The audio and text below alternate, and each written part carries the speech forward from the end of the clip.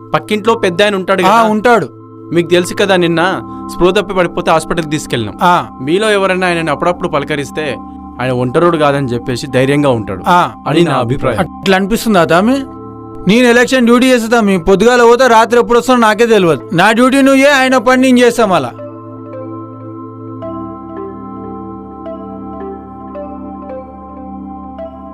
Excuse me, మీరు ఇక్కడ ఎన్నో సంవత్సరాల నుంచి ఉంటున్నారు కదా, ఈ ఎదురుగా ఉండే ముసలైన మీకు తెలిసే ఉంటాడు కదా. అవును, అయితే మీరేంటి చెప్పేది? మీకు తెలుసు, మొన్న ఆయన స్పృహ తప్పి పడిపోతే హాస్పిటల్కి తీసుకెళ్ళాం. ఆయన ఒక్కడే ఉంటాడు కదా, మీలో ఎవరైనా ఆయన పలకరిస్తుంటే నేను ఒంటరిని కాదని చెప్పేసి ఆయన ధైర్యంగా ఉంటాడు అని నా అభిప్రాయం. ఏమయ్యా, మాకు చేసుకునే పనులు మాకు తీరిక కుదరక చేస్తున్నాము. నీకెందుకయ్యా లేనిపోని తలనొప్పులు? అది కాదండి,